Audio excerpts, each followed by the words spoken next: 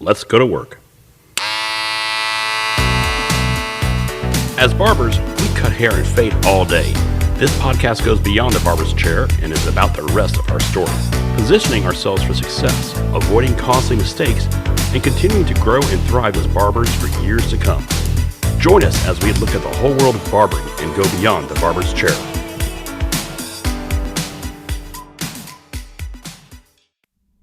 When I'm cutting hair, I use my blending shears a lot. I probably use those maybe 50 to 75% of the actual shear work that's done after the clippers are done. And I have five sets of these. Each of these five does a different job, but the one thing they have in common is I wanted to make sure they had a swiveling thumb. Now this is to make sure that when I am going through all this hair, that the shears actually follow my thumb as opposed to forcing my thumb to have to twist and turn to go along with the shear. It gives my hands a whole lot more comfort, and basically it's gonna make me able to do what I do for a whole lot longer than if I didn't have it. So when I was hunting down blending shears, it's very important for me to have this swivel. And by the way, I'm left-handed. That's a hard task, to find a whole set of shears that are left-handed and with a swivel thumb. That was a really hard challenge. Now, the reason I'm going through all this about my particular shears and talking about the swivel thumb is I invited Willy Hyde from SharkFin Shears to join us. He is the director of education for the company, and he has the same he places the same importance on ergonomics that I do, because the better we take care of our bodies and how we are working, the longer and more comfortable we'll be able to do this. I'm going to get out of the way. I'm going to get right down to the interview with Willy. Willy, thank you for your time. Appreciate you joining us here today. I've been really excited about talking with you, especially with what we're talking about specifically here. So, Of course, my pleasure. I always jump at the opportunity to be able to speak about ergonomics, because while in our industry, I think it's talked about a lot, there are still a lot of people who may not have any idea of some of the stuff we're going to go over today and how important it is and how it impacts their health behind the chair. Oh, exactly. That's actually the point behind the whole podcast, because there's a lot of things we hear. Do this, do that, but that's about as far as it goes. It doesn't really go any further than that. And there's also a lot of misinformation. So it's really good to be able to talk to someone who does this on a day-to-day basis, who can really explain it, as opposed to, the hobbyists out there or something like that. So, Of course. I'm glad I'm here. Thank you. You and I share an affinity for the swivel thumbs.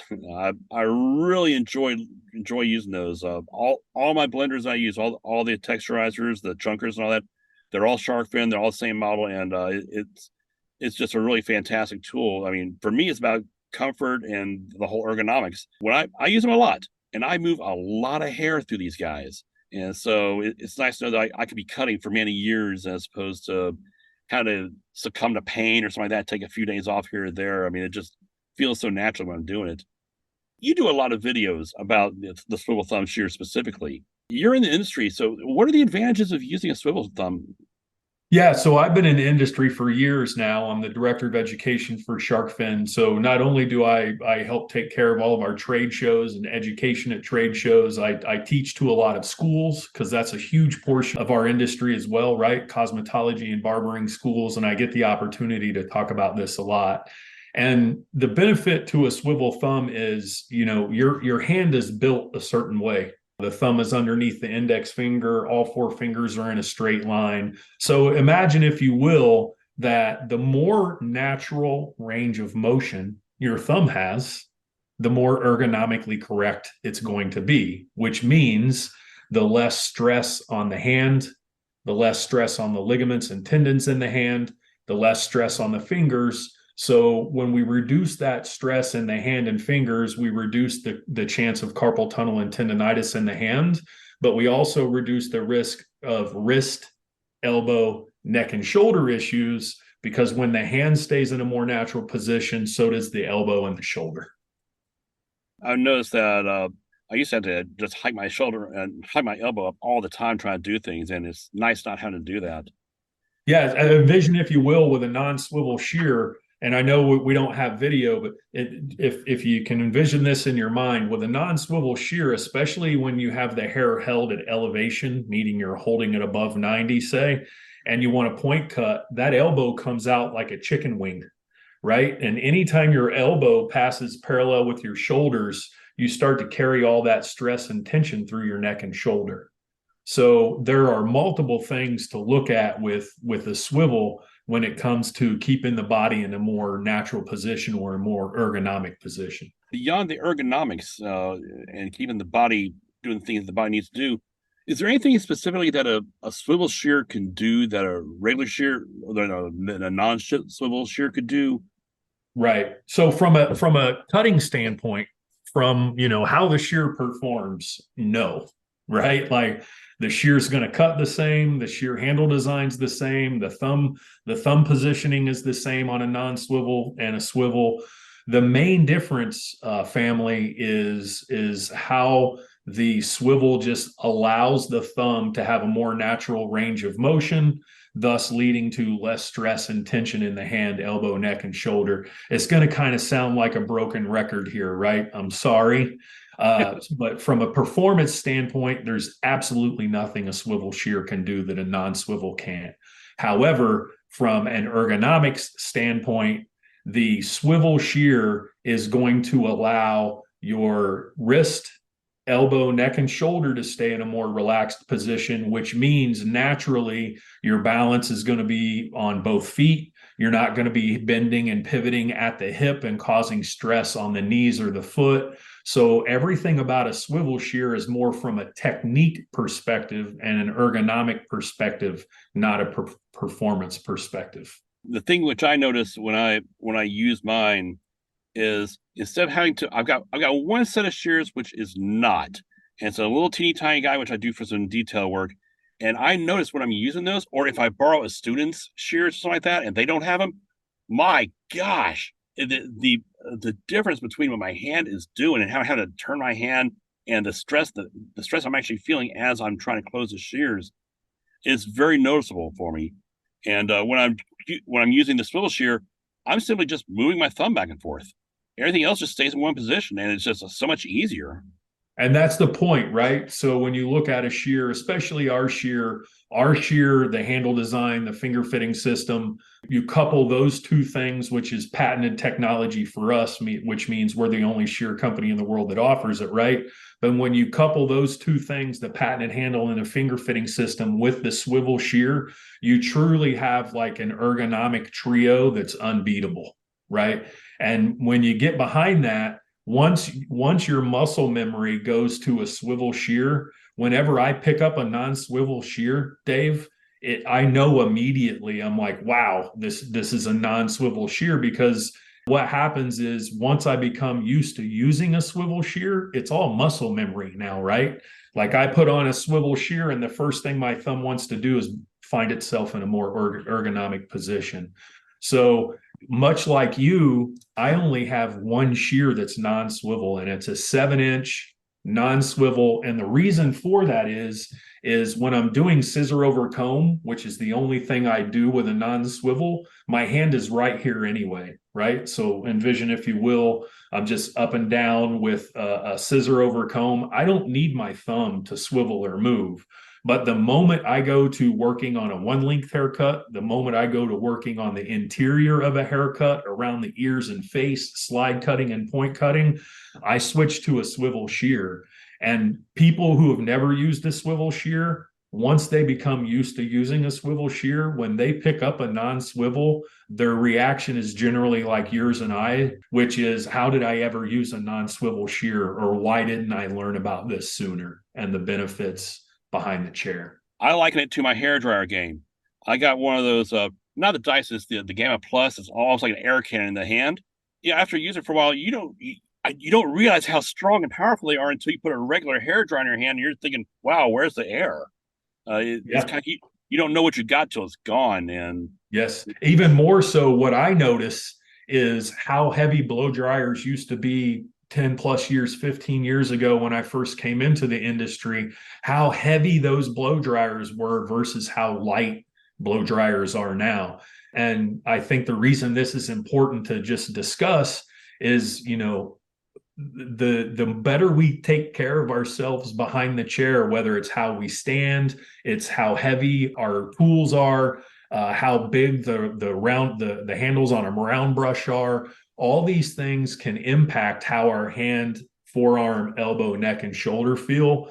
And I can tell you, if I'm in pain, I'm no fun to be around. I got these shoes, all the insoles and all that stuff, take really good care of my feet. But in the instance where my foot is not happy, the whole body is not happy. And I Right? can, and it's like the whole body does the same thing. Hands, arms, all that has the same effect. Yeah, we have a saying here at SharkFin: a happy stylist is a healthy stylist, and a healthy stylist is a wealthy stylist, right? And immediately, a lot of people, when they hear wealth, think about money. What I'm talking about is, I have a young daughter at home who still loves to play with Legos on the floor and Barbies and all this stuff. And after a long week of work, if my body hurts, I'm less capable of being present in the moment with my family, for my daughter, with whatever's going on. So when we say wealthy, we're not just talking about money. We're talking, at least I'm talking about how I feel, how I'm able to interact with people in my day-to-day life because I'm pain free. I am so glad you mentioned that because so many people miss that whole point to it. I mean, what's the point of working all day with you get home and you're dead and I'm going to bed? Well, no one sees you, and you wake up and you're doing the same grind again. It just makes all the difference to be with the family. I've got a 4-year-old granddaughter who she loves to play the active games. And she's a tackler, Yeah, so it's like I got to be ready for that when she comes in. absolutely. Yeah, and if I'm in pain, it's just not gonna be nearly as fun. So yeah, thank you for bringing that part up there. My Now, pleasure. originally, when I first looked at swivel thumb, someone I don't remember who it was. They said if you're gonna do it earlier in your career because later in your career, you've built the muscle memory, and then if you try to go to the swivel thumb, you're gonna have a real big problem adapting. What are your thoughts along that? So, Dave, you know me. Many of the people who listen to this may not know me. But what I will say without a shadow of a doubt is, anybody, absolutely anyone, regardless of whether they've been doing hair for a day or 50 years, can get used to a swivel thumb shear.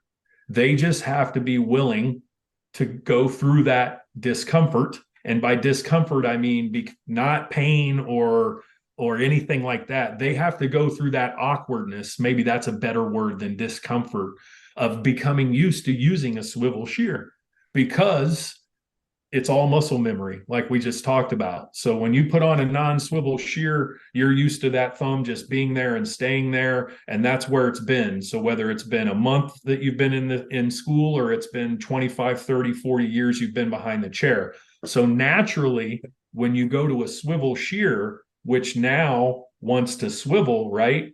Everything about that is different. So what we tell people is, when you get a swivel shear, put your non-swivel shear away. Do not bounce back and forth between a swivel and a non-swivel, right? Because essentially, when you do that, all that muscle memory that you've gained when using the swivel, when you go to a non-swivel, you've kind of thrown it out the window.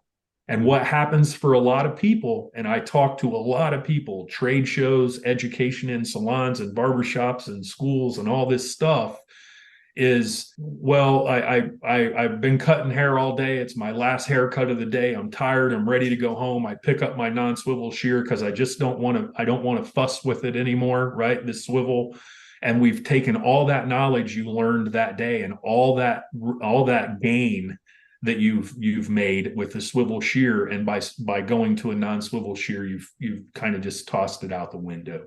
So I do not agree at all with anyone who comes to our booth and says, Willie, I've been doing this for 40 years. I can't use a swivel shear. Anyone can use a swivel shear, Dave. It's a matter of being willing to take the time to get used to a swivel shear. I kind of likened it to you've been driving your car for a good long time. You really like that, but it's time to get a new car, and the car drives different. It takes a couple weeks to really get used to the way the car drives. But then once you're there, it's just really natural. Absolutely.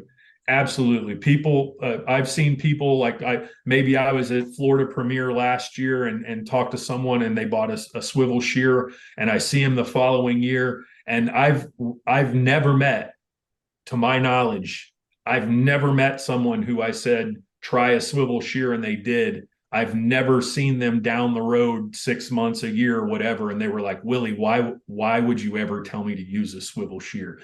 People who switch to a swivel shear from a non-swivel shear, the results and the effects of a swivel shear are almost immediate and they're huge, where people are like, man, I wish I would have done this years ago. I'll tell a story about one of the students I'm working with.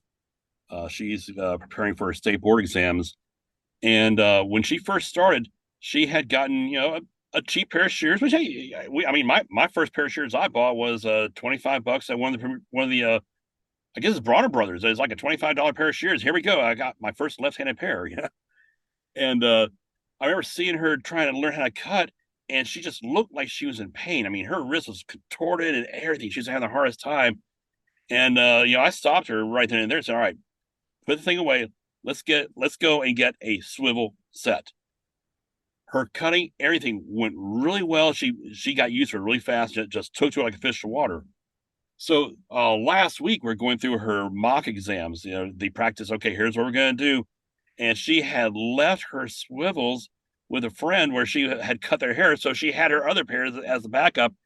And the whole time she was just talking about, "Oh my gosh, this thing feels terrible in my hands. Oh my gosh, oh my gosh, oh my gosh." Right. So Right. it, you get used to the good stuff, and you go back to something that's not so good, and your body knows it, your brain knows it. Sure. And I want to just show people this real quick. Keep in mind, what if there's no a video for this, you can go right to our website, sharkfinshears.com, click the education tab, and under the education tab, there's a video called Swivel versus Non-Swivel, right?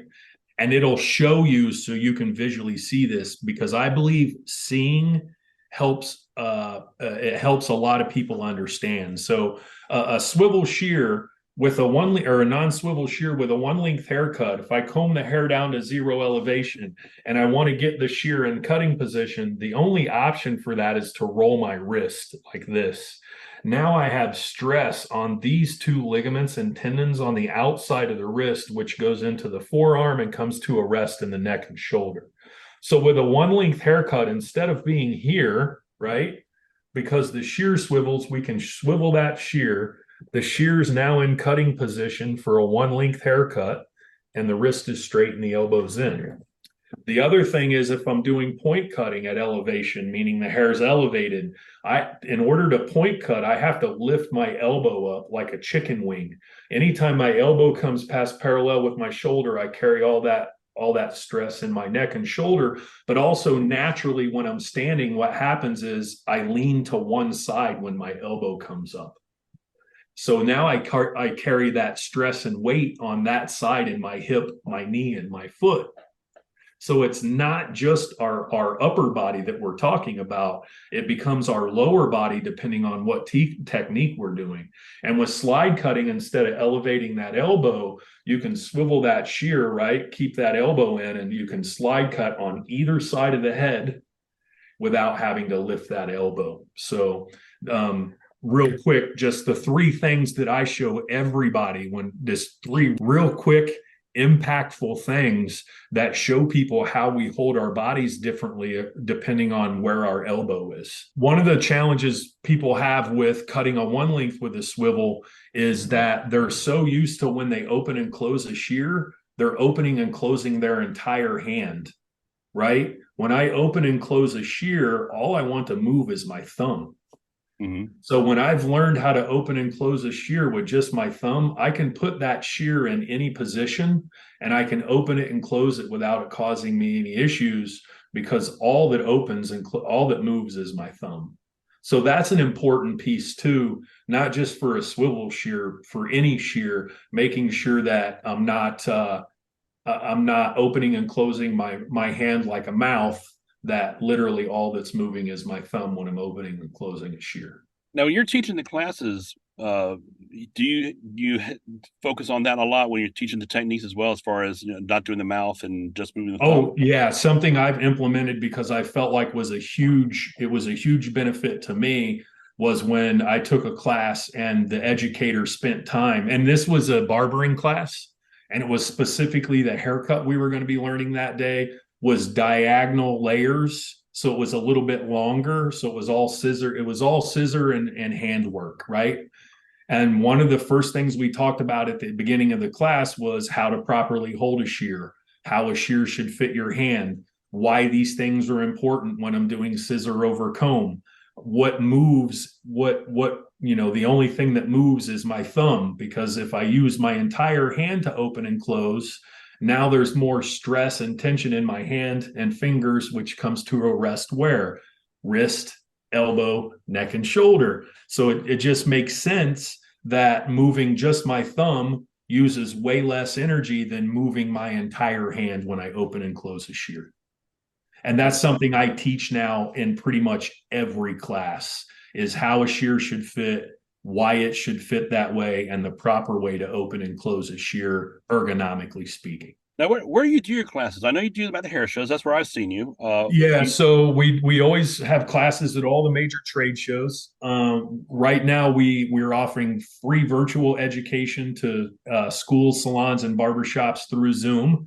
And then if you're interested in having a shark fin class, you can submit an education request right on our website. So sharkfinshears.com, click on that education tab, and under that tab it's going to have another button that says request education. Yeah, and actually, that's one of the things I was going to ask you. If people want to get classes, how they went about that. So Yep. that's perfect. Now, how'd you get involved in shark fin in the Oh beginning? man, this is such a crazy story. So I moved up to Connecticut from Florida in 2013, and I got hooked up with a wet line called Evo and Fabuloso Pro, which is an Australian line. And I started doing education for them throughout the Northeast. And believe it or not, I was doing color education for them. So even though I could cut hair and that's what I wanted to do, at this particular time they had an opening for a color educator, so that's what I did. I started cutting my teeth in the Northeast doing that. And one day I needed a new pair of shears. I'd been looking at shears for a while. I knew it was going to be an investment for good shears that were going to last me, years and years. I decided on a brand. I came home and was sharing it with my wife, and my wife was like, "You're not spending $3,000 on a couple of pair of scissors. It's just not happening." Right.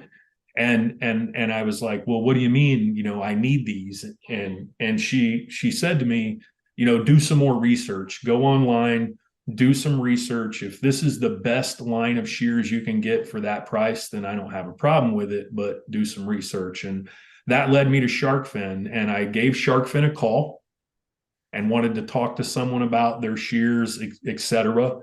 And and the person I talked to that day actually turned out to be the owner's wife. So we had a lengthy conversation. Her name is Deb. Randy's the owner. It's Deb is Randy's wife, and she said, "You know what? We'd really love for you to come to New York for IBS New York and work in the booth." And I was like, I don't want to do sales. Like, I don't want to stand in a booth all day selling shears. It's just not my thing. And then she called me back a few days later and said, "Listen, come out. We want to meet you. We want you to see what the show's like." So I went and I worked it. I'd been using the shears at this point for maybe a couple months. I went and worked the show. It was great. I left. I had no intentions on ever doing it again. Right. And they called me up and said, "Hey, we'd love for you to work Chicago." And I was like, I'm not looking to get into sales. I'm in the education. I'm in the haircutting business and the education business. Right. So they talked me into coming out to Chicago, and Randy offered me a position within the company. And I started as a sales rep. I started as a regional sales rep was my title. And within a relatively short amount of time, we launched haircutting education. We had a haircut collection come out. We started doing education at all the trade shows, in classrooms, main stage. In 7 short years, we always joke about this at SharkFin. I kind of created my own job position. But what's been great is being part of a company that had been around for years and kind of refocusing on education and that part of the business, and seeing how the company has grown just from refocusing mainly on sales, right? Because we were literally just a company that had a booth at trade shows and we sold shears on a website. We had no education. We had no education team. We didn't have a haircut collection. We didn't have step-by-steps. We didn't have any of that. I guess if I could sum it up in just a one sentence, I kind of fell face first into SharkFin. But the more people I meet and the more people I talk to, that's a lot of people's stories. It may sound a little different. It may look a little different. But me just being willing to go to New York on a train for a couple of days, and then me willing to jump on a plane and go to Chicago for a trade show led me to what now is the director of education for SharkFin Shears. It's always amazing to find out how many of the jobs or careers or positions find the person, as opposed to the other way around. And I think that's important for people to understand. When I went back to school, I was in my late 20s. The only thing I wanted to do, Dave, was graduate, because I had tried college and it wasn't for me. My main goal was I thought I wanted to do nails and makeup, but I was convinced by a friend to go to cosmetology school and try doing hair. And from the moment I started doing hair, I was like, this is what I want to do. And in my mind, I was just going to graduate and I was going to cut hair in a salon the rest of my life. And that sounded fantastic to me. But the longer I was at that school, the more they talked about opportunities above and beyond cutting hair behind the chair. For as many people as there are in the industry, there's probably as many opportunities or different things we can do above and beyond just showing up to the salon every day and cutting hair. To be clear, Dave, there's nothing wrong with that. Okay? There's absolutely nothing wrong with that. I love it. I still love it. I loved it then. However, doing what I do now has given me the opportunity to meet people like you and many others that if I weren't traveling and doing the things that I am, I would have never had that opportunity to meet you or some of these other people who have become huge influences in my life. One of the things I love about the barbering industry is there's so many ways to go. I mean, if someone wants to go behind the chair and that's all they want to do, that's the single thing, there's a six-figure income which they could make happen over time. Absolutely. You know, and if they want to branch out and start doing other things, there's so many different ways to do this. One of my favorite exercises I see done in the beginning of a lot of business meetings when you have new teams together is they'll do an icebreaker where they'll say, all right, guys, describe the perfect peanut butter jelly sandwich. How do you make it? And everyone goes around and talks about how they would do it. You know, I would use this kind of bread. I use this, that, all this other. And the whole point of it is, yeah, look at this. We got 20 people here. We got 20 different ways to make a peanut butter jelly sandwich. There's so many ways to do it. And yet we've all got the sandwich. Everybody eats.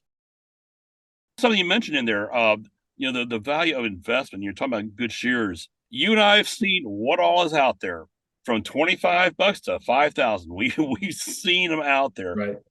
I just want to give a shout out, to the SharkFin, as far as the pricing of the shears. It's not great. If you really want to go crazy, sure. But for the shears I got, they were not astronomically expensive. Yeah. But what I really like knowing about it is I don't ever have to buy another set of blenders ever, because I've got what is it, the 44s, the 22, 14, Yep. and 7. Those little chunkers, those little seven chunkers. My gosh, I use those things more than I ever thought I would use them. Yep. It's amazing. That's important. What you've mentioned is the investment, right? And that's here at SharkFin, we look at shears as an investment. We understand that you can walk into Sally's or Cosmoprof and buy a Rocket Dog cast shear over the counter there for $80 to $100, and it's going to last you a few years. And depending on what shear you already used, it could be a great shear compared to what you had been using. However, for us, we took that to the next level where, all of our shears are Japanese Hitachi metals, which means they're the best in the world, right? The quality and the manufacturing is amazing, and we offer that at an affordable price.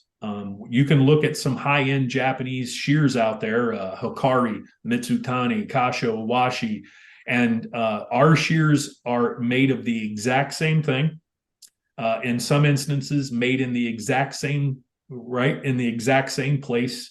And the difference is we have a patented handle and finger fitting system, which is going to save you and your wrist and elbow and neck and shoulder down the road. And we offer that many times at a fraction of the price of some of those other shear companies. And not only do we offer it at a fraction of the price, but we have a better warranty. We have a better accidental drop program. So the whole thing about SharkFin and what I love about us is that, yes, are we making money off of shears? Absolutely. But you can compare our metals to some of those other companies' metals, and we're selling those same metals for a fraction of the price. And I like to say this too. I feel like SharkFin is the only company in the industry that focuses as much on the handle design and how important that is, along with how the shear fits your hand. So I feel like SharkFin focuses as much on the ergonomics of the shear as we do how well the shear performs. Because if your hand hurts, if your body hurts, then you can't cut hair. Then it doesn't matter how good your shears are, you can't work. And I take pride in the fact that we focus as much on keeping the artist healthy behind the chair as we do how well the shear performs. Sage advice: if you're hurting, you can't work. What you got coming up? Yeah, so we've had a pretty tame summer, right? But we have several school events coming up in September and October. So we support an organization called NACAS and ACS, the National Association of Accredited Cosmetology Schools, and then the AACS is a fundamental part of that. So what these organizations do is they facilitate information to schools that they then become accredited so they can get financial aid and support for students. And as part of going through that process, we support those shows. So I go there and essentially do what we're doing right now, right? Wow. Talk about ergonomics, keeping their students healthy behind the chair, putting them in a position to win from day one. I even do some haircut, or it's not always me. Forgive me, but and then of course we have Premier San Antonio coming up at the beginning of October. We'll be doing education in classrooms and on stage there. We have Premier Ohio coming up. We'll be doing classrooms and stage work there, along with having a booth. And then we have several other things for distributors that we have throughout the South and Southwest. So spring and fall are always crazy because we kind of have all of our trade shows in like late spring, early summer, and late summer, early fall. So it's going to be a busy couple of months, but fun. If someone wants to get more clarification or has questions, wants to contact you, what's the best way for them to do that? Sure. So my Instagram is Willy Hyde, just my name, WILLYHYDE. You can email me. It's Willy, WILLY @sharkfinshears.com. As long as whatever you call or text me for involves hair, then feel free to reach out to me. I can be reached at 860-262-1891, and I'm happy to help out however I can. Willie, is there anything that I may have missed, or if you had a chance to, hey, here's a bunch of barbers, and you had a chance to just talk to them and say, hey, here's my wisdom, what would you want to pass along? I think just understand you're part of an amazing industry that's full of really creative, really loving, really helpful people. And the more open you are to communicating and asking for help and wanting to become a better hairstylist, barber, educator, human being, my experience is I find those people wherever I go. I just have to be willing to put myself out there and ask for help or introduce myself or say hello. And remember, you're also part of an industry that really will allow you to do whatever you want. And I mean that in a good way. Try not to corner yourself in one specific corner where it's like, this is all I want to do, or this is all I can do. There's nothing wrong with specializing in one specific thing. I'm not saying that. However, if you're listening to this and you're like, I would love to become an educator, I would love to become a color specialist, I would love to, there are educators out there who provide phenomenal education at an affordable price.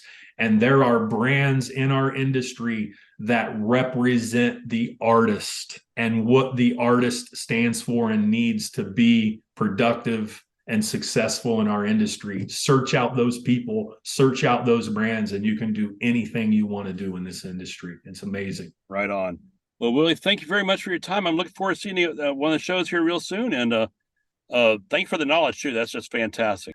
We'll see you next time. My pleasure. Thanks for having me. And I always like to say this. It's our motto on the back of our card. Remember, it's nice to be nice. So true. That's it for today's episode of Beyond the Barber's Chair. I put links for my guests and for anything we discussed in the description. I hope you got something great and that it helps you as a barber and in life. If you like the podcast, I hope that you will tell a friend about it and subscribe so that you don't miss any upcoming shows. I'll see you next time as we go beyond the Barber's Chair.